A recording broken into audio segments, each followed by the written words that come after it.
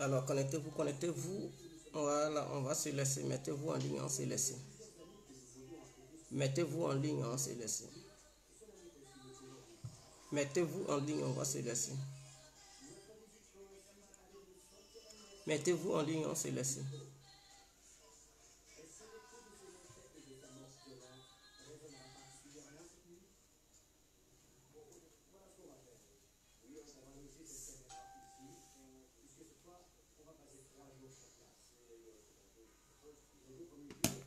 Connectez-vous, partagez le direct, partagez le direct. On va vous expliquer ce qui s'est passé sur l'île au serpent. C'est très important. La bataille du l'île au serpent. Voilà, mettez-vous en ligne, partagez le direct, partagez le direct. Parce que ce que les médias ne vous disent pas, nous les autres, on va vous éclairer. C'est très important. Et donnez-moi mes étoiles, s'il vous plaît. Abonnez-vous massivement sur Guégué Compris, ma page. Et ma chaîne YouTube aussi, c'est Guégué Compris. Donc, pour ceux qui veulent me suivre sur YouTube, tapez Guégué Compris, vous allez me trouver là-bas. Pour ceux qui veulent me suivre sur Facebook, tapez Guégué Compris, vous allez voir ma page. Et vous allez vous abonner directement. Donc, abonnez-vous, toutes les personnes.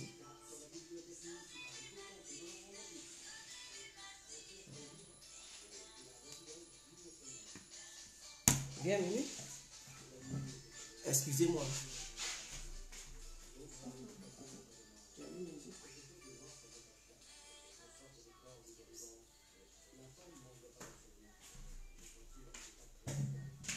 Partagez le direct, partagez le direct, partagez le direct.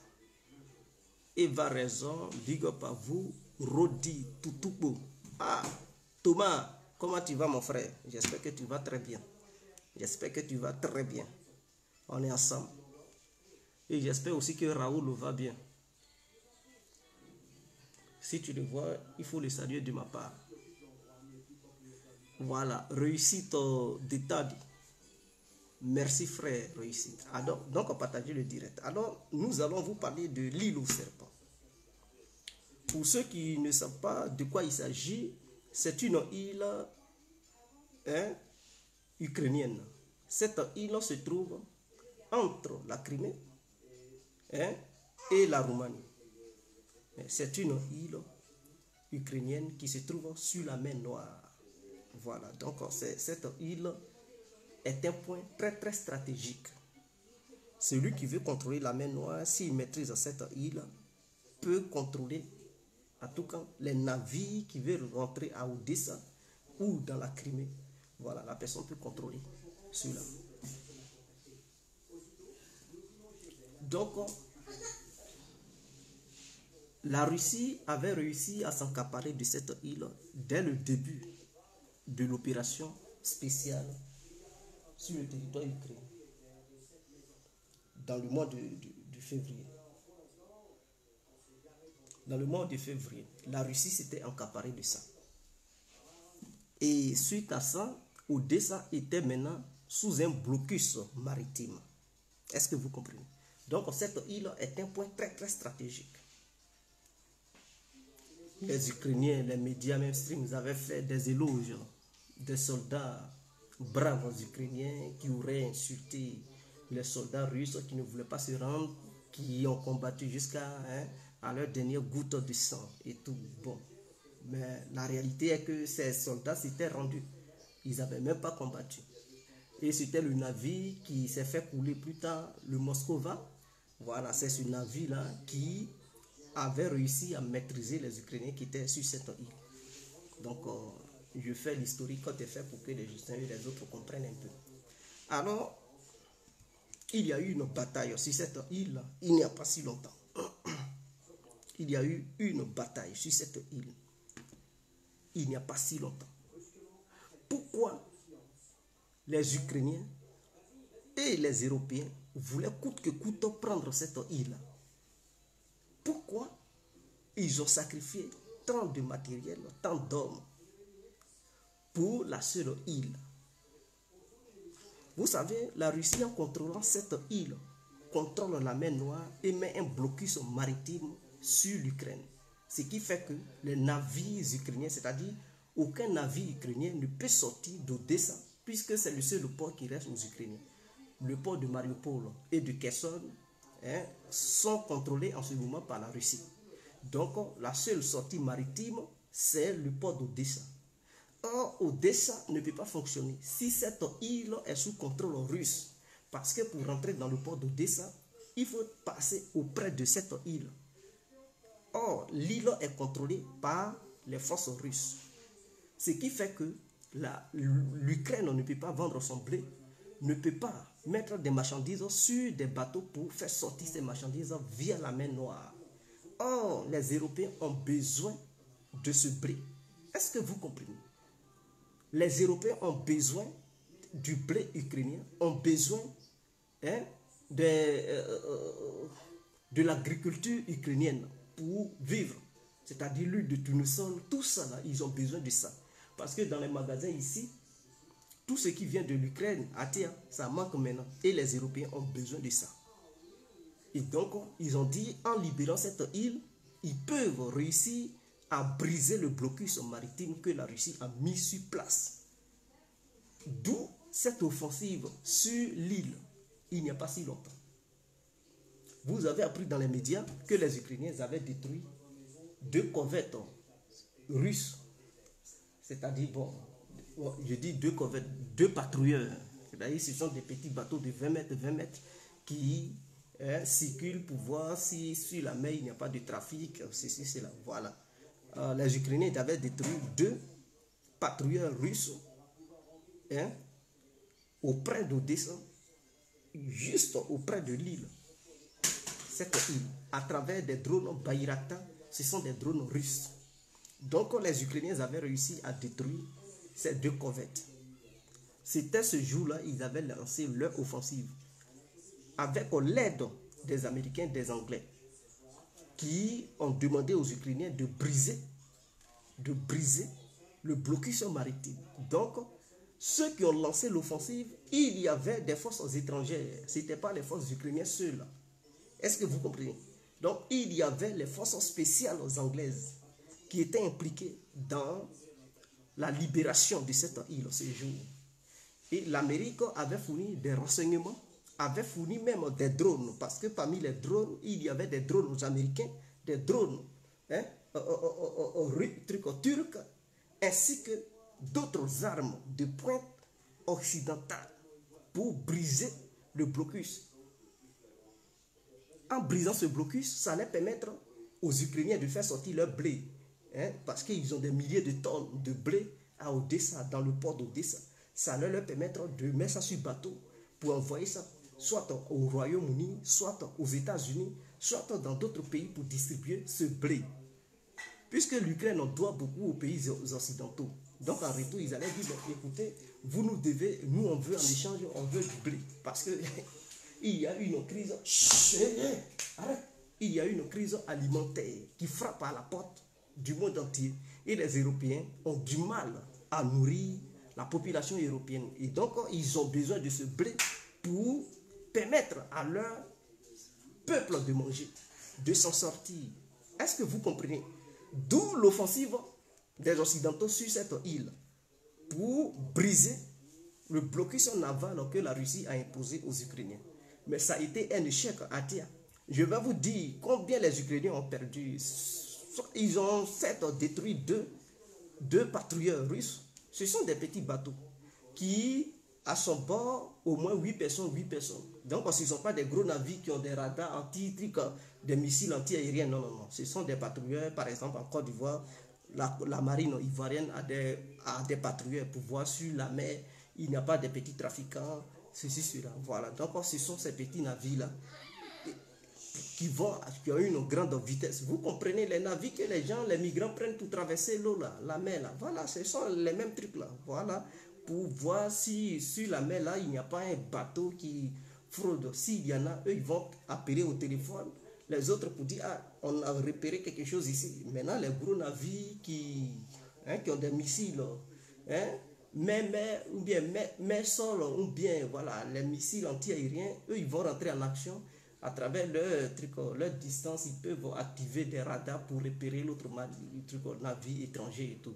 Mais ces petits patrouilleurs, ce sont des petits navires qui permettent aux soldats de contrôler un périmètre bien défini. Donc les Ukrainiens ont détruit ces deux petits navires, voilà, de 20 mètres de long. Et à son bord, il y avait 8 personnes, 8 personnes. Donc au total, les Russes, ce jour-là, avaient perdu 16 soldats. Il faudrait que ça soit clair. Donc il faudrait qu'on soit honnête. Voilà, ils ont perdu 16 soldats. Donc l'offensive ukrainienne, il y avait, les Ukrainiens ont mobilisé 50 hommes, 50 personnes. Au sein de ces 50 personnes, il n'y avait pas seulement les Ukrainiens. Il y avait les Anglais, les forces spéciales anglaises, parce qu'ils étaient convaincus qu'ils allaient réussir à prendre l'île pour faire sortir les denrées alimentaires. Tout ce qui est nourriture qui se trouve au port d'Odessa, ils voulaient faire sortir ça, embarquer ça par la mer pour emmener ça en Occident, parce qu'ils ont besoin de ça. Mais malheureusement, ils ont échoué. Donc, 50 personnes qui ont lancé une offensive sur cette île, parce que l'île n'est pas grande, hein? Ce n'est pas une grande île. Voilà, je vais vous dire en matière de trucs d'hectares, au moins, je pense que l'île fait au moins 4 hectares, voilà, de périmètre carré. Est-ce que vous comprenez? Voilà, donc ce n'est pas un grand truc, c'est un gros caillou qui est là, mais c'est quand même stratégique. C'est un point très très stratégique parce que si tu contrôles cette île, tu peux mettre des armes de haute précision pour contrôler la mer qui est là. Voilà, parce que tu peux mettre des armes anti-navires, des armes anti-aériennes et contrôler une très grande zone. Donc voilà, c'est pas une île qui est truc, mais au moins 4 hectares, c'est pas petit quand même, hein? C'est bon déjà. Donc on peut déjà s'installer là-bas et contrôler une très grande zone. Et donc les Ukrainiens voulaient briser ce truc, ce blocus naval. Alors ils ont mobilisé ce jour-là 50 hommes, 30 drones de combat, 3 bombardiers Sukhoi 24, un chasseur Sukhoi 27, 10 hélicoptères dont les Mi-8 et les Mi-24. Hein? Donc voici les moyens que les Ukrainiens avaient mobilisés ce jour-là. Je vous répète, 30 drones. Il y avait parmi les drones Bayraktar, des drones américains et des drones occidentaux. Des drones occidentaux plutôt, excusez-moi. Ils ont mobilisé tout ça parce qu'ils étaient convaincus qu'à travers leur technologie, leurs drones de trucs invisibles, d'après eux, qui sont irréparables par les radars, ils se disaient qu'à travers ça, ils allaient gagner et reprendre cette île dans la main des Russes. Est-ce que vous comprenez? Mais la Russie a détruit les 30 drones ce jour-là. Il y a l'un des drones qui a détruit les 2 patrouilleurs russes. C'est ça, c'est de ça que les Occidentaux vous vont parler. Hein. Ils n'ont pas parlé de ce que la Russie a fait. Est-ce que vous comprenez? Ils ont montré les images uniquement de ce que les Ukrainiens ont fait. C'est-à-dire les 2 patrouilleurs qu'ils ont détruits. Ils ont montré ça, ils ont fait les éloges, crié partout. L'Ukraine vient de détruire 2 navires encore russes et tout. Mais ils n'ont pas dit ce que la Russie a fait, ce que la Russie a pu détruire du côté ukrainien. Non, ils n'ont pas. Ils ne parlent jamais de ça en fait. Ce que la Russie détruit, c'est-à-dire l'armée ukrainienne qui est détruite, chaque jour, ils ne parlent pas de ça. Combien de soldats ils perdent? Combien de chats ils perdent? Combien d'avions ils perdent? Combien de trucs? Non, ils ne parlent jamais de ça. C'est quand l'Ukraine fait quelque chose qu'ils brandissent ça pour dire oui, les Russes prennent des raclés. Mais en retour, c'est que l'Ukraine prend comme raclé, non, ils ne parlent jamais de ça. Donc c'est une manière, c'est une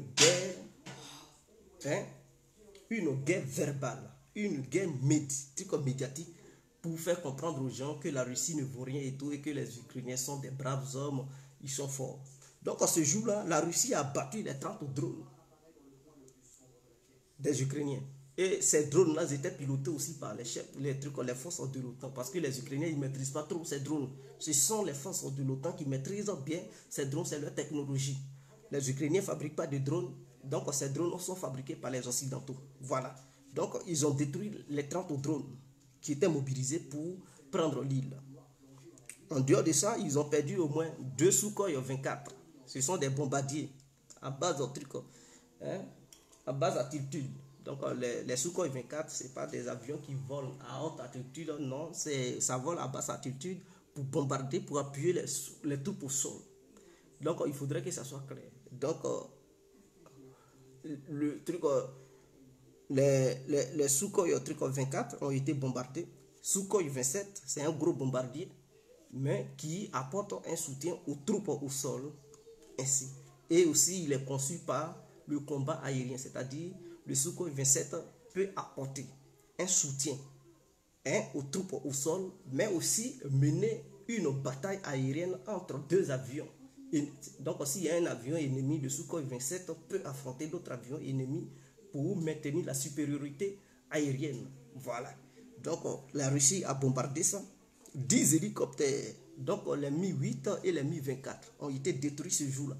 Donc, vous comprenez. D'autres vont dire, mais d'où viennent ces armes ukrainiennes? Oui, ces armes ukrainiennes viennent du fait que avant, il y avait l'Union soviétique. Et l'Union soviétique englobait beaucoup de pays.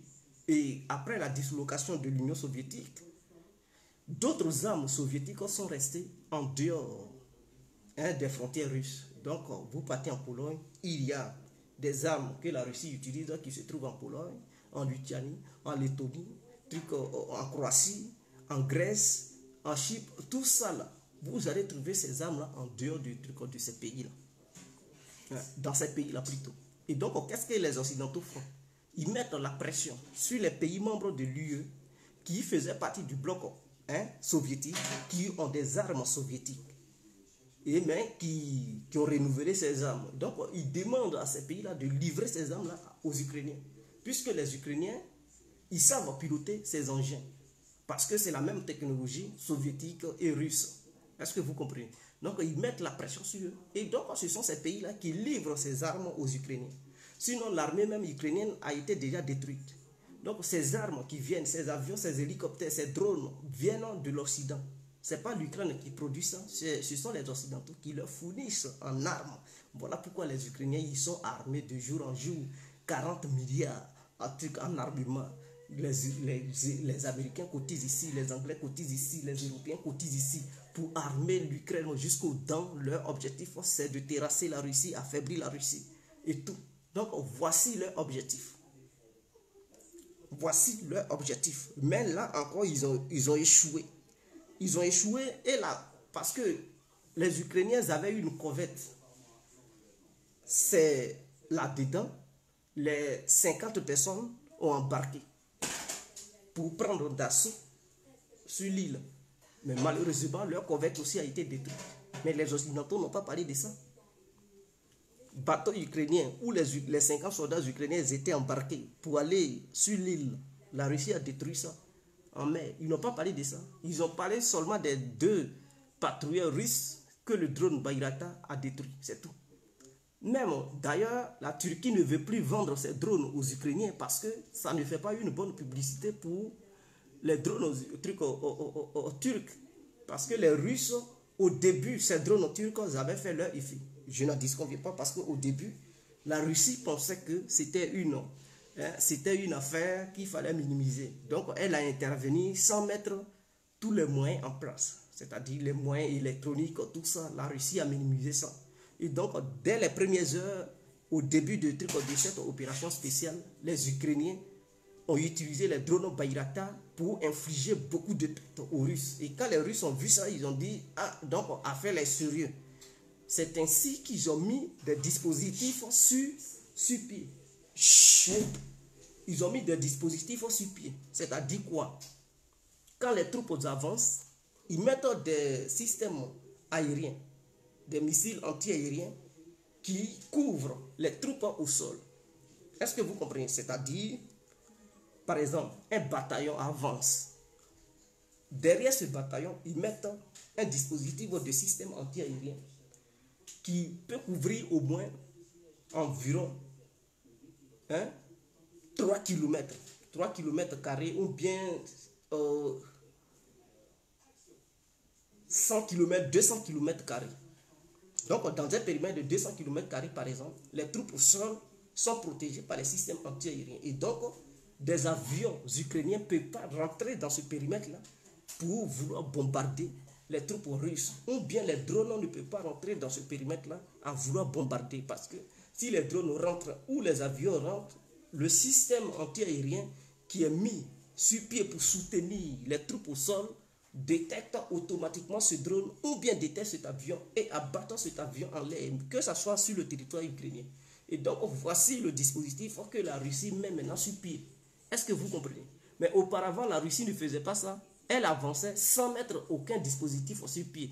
Et donc, les drones et les avions ukrainiens pouvaient opérer en toute tranquillité, pouvaient opérer comme bon leur semblait. Mais maintenant, ils ont mis ça sur pied.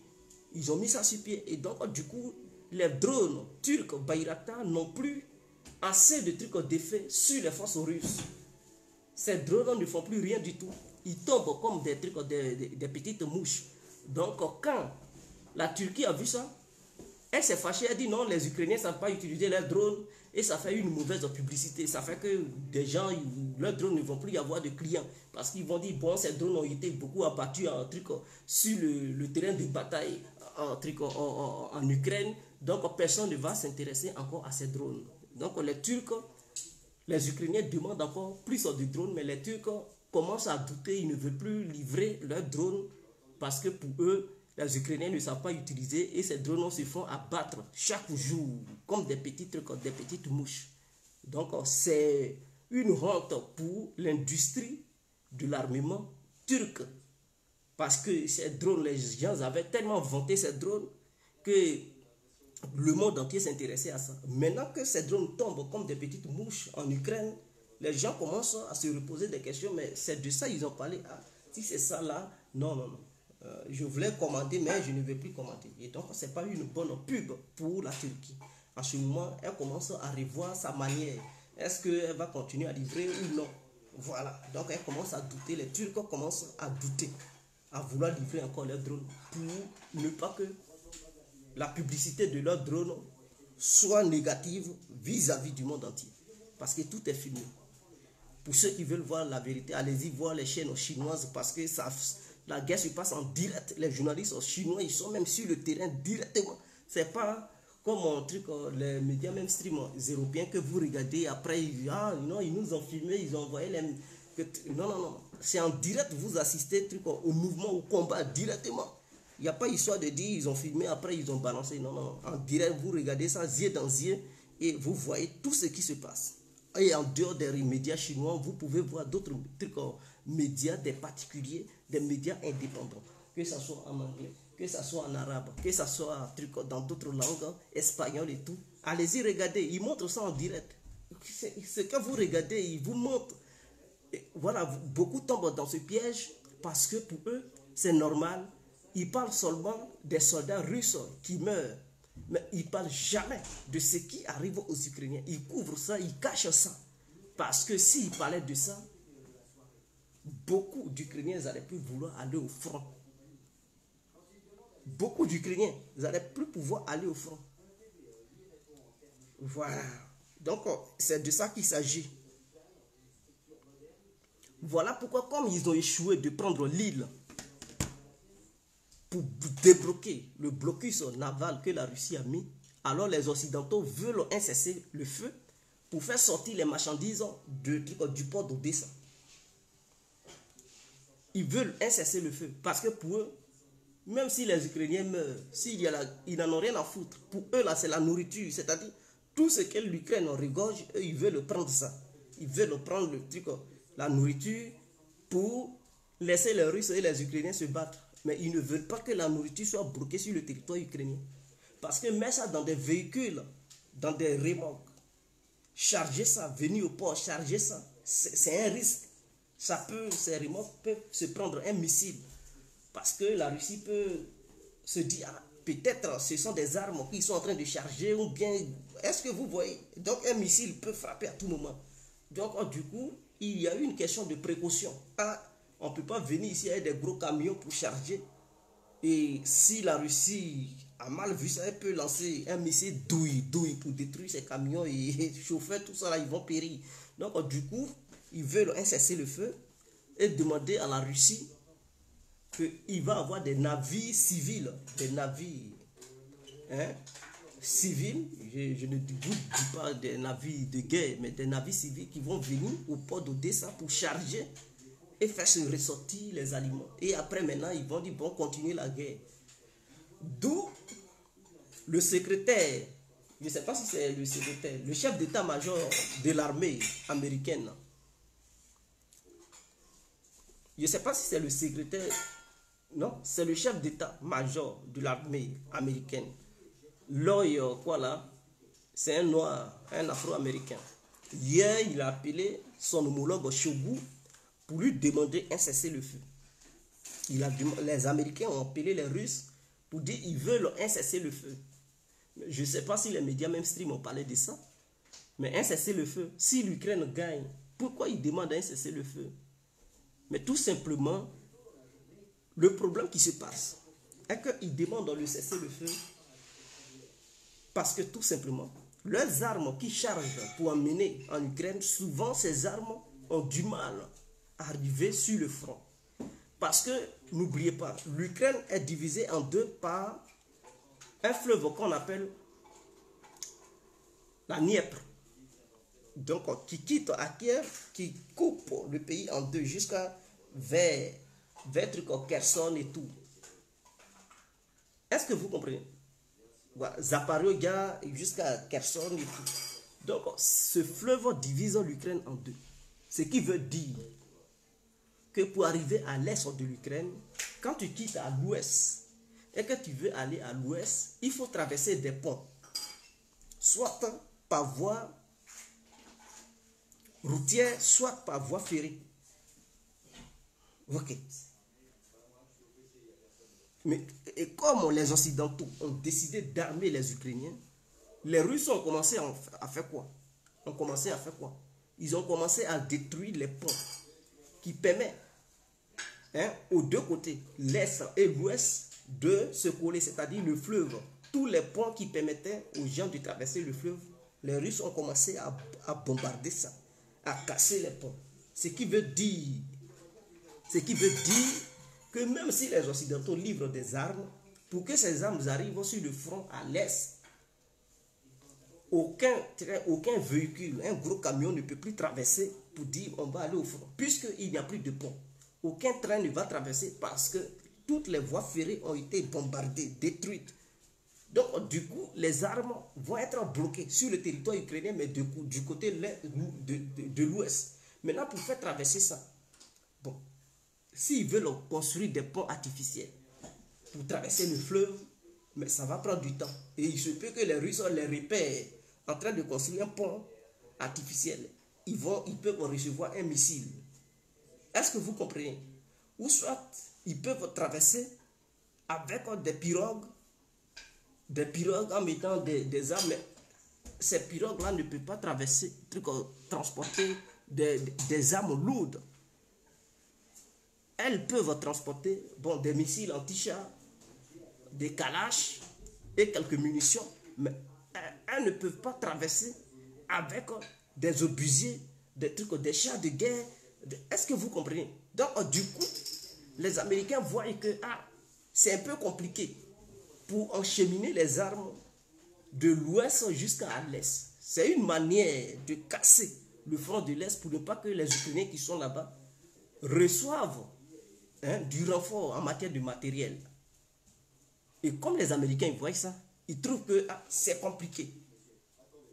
Et souvent, quand les armes viennent, et que comme les armes n'arrivent pas jusqu'au front, ils mettent ça dans des trucs, dans des usines. Puisque vous savez que les camps militaires ukrainiens n'existent plus, la Russie a détruit tout ce qui est camp militaire sur le territoire ukrainien. Ça a été détruit. Parce que ceux qui ne savent pas, il faudrait qu'ils savent. Donc, les camps militaires, c'est-à-dire les bases militaires ukrainiennes, ont été bombardées, détruites. Donc, il n'y a plus de bases militaires ukrainiennes en Ukraine. Qu'est-ce que les Ukrainiens font? Ils transforment des usines, des grands trucs, des grandes surfaces, comme des camps militaires. C'est-à-dire, ils peuvent prendre une usine et ils transforment ça en un camp militaire. Ils prennent souvent des écoles, ils transforment ça en un camp militaire. Ils prennent même des hôpitaux, ils transforment ça en un camp militaire. D'où les frappes russes sur des bâtiments civils. Et on dit la Russie bombarde des écoles, la Russie bombarde des hôpitaux, la Russie bombarde des usines, et qu'il n'y a pas de trucs, il n'y a pas qu'un militaire là-bas. Mais non, la réalité est que les Ukrainiens, comme ils n'ont plus de base militaire, ils préfèrent transformer les bâtiments civils en des bases militaires. Est-ce que vous comprenez? Voilà la raison pour laquelle il y a des missiles qui tombent là-bas, dans ces bâtiments publics et privés.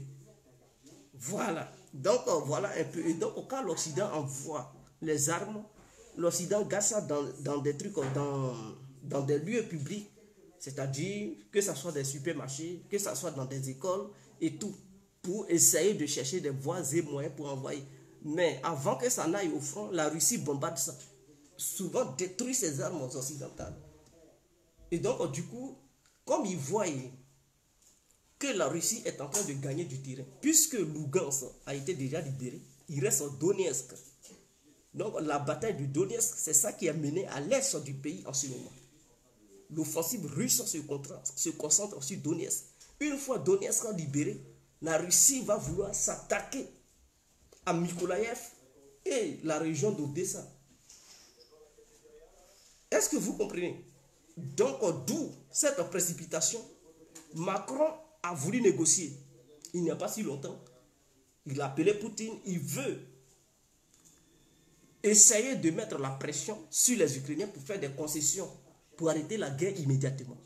Parce que ce qu'ils vous disent au grand jour, non, on est prêt, c'est une guerre de longue durée et tout. Mais ils voient que ils veulent normalement soutenir la guerre pendant des années ou bien pendant des mois. Mais en même temps, ils ont besoin de la nourriture qui vient de l'Ukraine pour nourrir leur population. Et donc, ils sont pris entre deux pièges. Tant que la guerre continue, l'énergie devient chère. Est-ce que vous comprenez? Ils perdent leurs entreprises en Russie. Et l'alimentation ne vient plus de l'Ukraine. Ça ne vient pas aussi non plus de la Russie parce que la Russie a mis embargo, ne veut plus leur livrer de la bouffe. Donc, ça devient compliqué pour les Occidentaux. Et donc, qu'est-ce qu'ils veulent? Ils veulent faire des concessions. Les partis où la Russie a pris, ils veulent négocier pour que ces partis, la Russie n'intègre pas ça au sein de la Russie.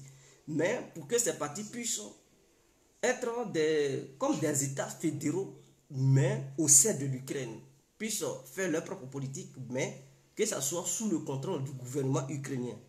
Parce que s'ils ne le font pas, les jours à venir ou les mois à venir, la Russie va annexer ça, c'est-à-dire ces villes prises par les Russes. La Russie va dire ce sont désormais des villes russes.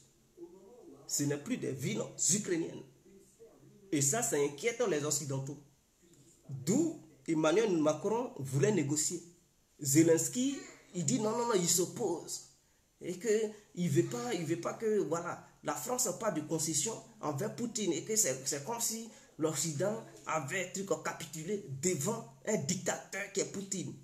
Les Américains ont appelé hier pour dire il faut un cessez-le-feu, il faut arrêter pour essayer d'évacuer des gens, pour que la nourriture sorte dotée. Ça, il ne faut pas, la Russie va bloquer l'alimentation. Quand il y a une crise mondiale qui frappe à la porte, le chancelier allemand a appelé Poutine pour dire mais la Russie a eu une responsabilité envers l'alimentation du monde, car la guerre empêche l'Ukraine de livrer tout ce qu'elle produit sur son sol. Et la Russie aussi ne veut pas livrer certains aliments à travers le monde. Et donc, Poutine a eu une responsabilité. Il doit arrêter la guerre pour partager la nourriture comme il se doit. Donc, voilà un peu. Eux-mêmes, ils voient que la réalité, ce n'est pas facile que ça. Ils voulaient continuer, mais ils voient que s'ils ne font rien, c'est pas bon. Maintenant, les 40 milliards, les 30 milliards que Joe Biden avait promis aux Ukrainiens, la chambre des trucs, ils n'ont pas voté la loi. Ils ont dit non, on ne peut pas ruiner notre pays. On ne veut pas se ruiner. Ils ont bloqué ça. Ils n'ont pas voulu valider. Parce que Biden demandait ça pour donner des armes et trucs. Donc, ils n'ont pas accepté. Ils ont bloqué. Donc, l'Ukraine ne va pas recevoir ces 40 milliards comme Biden le prévoyait. Donc, de jour en jour, ça commence à mal se passer. Maintenant, d'autres vont parler de Kharkiv. Oui, la Russie se retire de la région de Kharkiv, d'où la contre-attaque ukrainienne. Quand l'Ukraine attaque, il n'y a pas de résistance en fait. La Russie ne résiste pas, elle recule de l'autre côté. Elle, son projet, c'est le Donetsk, Lugansk et le Donetsk, ainsi que le sud jusqu'à Odessa. c'est pour priver l'Ukraine de ses terres, hein, de ses terres arabes, de ses terres fertiles, parce que c'est là-bas là, que l'agriculture se passe en réalité en fait. C'est là-bas qui est riche. C'est là-bas toutes les industries se trouvent. Dans les ports, à côté des ports. Ouais, l'industrie navale, c'est-à-dire pour construire les bateaux ukrainiens, c'est là-bas. C'est dans les ports et tout. Et au temps de l'URSS, c'est là-bas, c'est dans ces villes-là, à Kherson, que les gens faisaient les gros avions Antonov et tout. Et c'est à Mariupol que les gens faisaient les gros navires, les sous-marins, je dis sous-marins, les porte-avions et tout ça. Et Odessa, c'est une ville touristique qui permet à l'Ukraine d'avoir beaucoup d'argent parce que c'est une ville qui est multiculturelle. Et la Russie veut prendre ça. Donc, si la Russie prend ces villes, c'est fini pour l'Ukraine. Ça va être un pays enclavé, un pays pauvre parce que les partis qui vont rester là-bas, là, ça ne marche pas. Il n'y a pas d'industrie. Ce n'est pas vraiment industrialisé. Et donc, voilà un peu ce qui se passe. Mais les Américains ont échoué le cessez-le-feu. Poutine ne veut pas. Il a refusé le cessez-le-feu. Voilà, il dit qu'il ne veut pas. Ce que le chancelier allemand a demandé, Poutine a refusé. Et donc, ça se poursuit.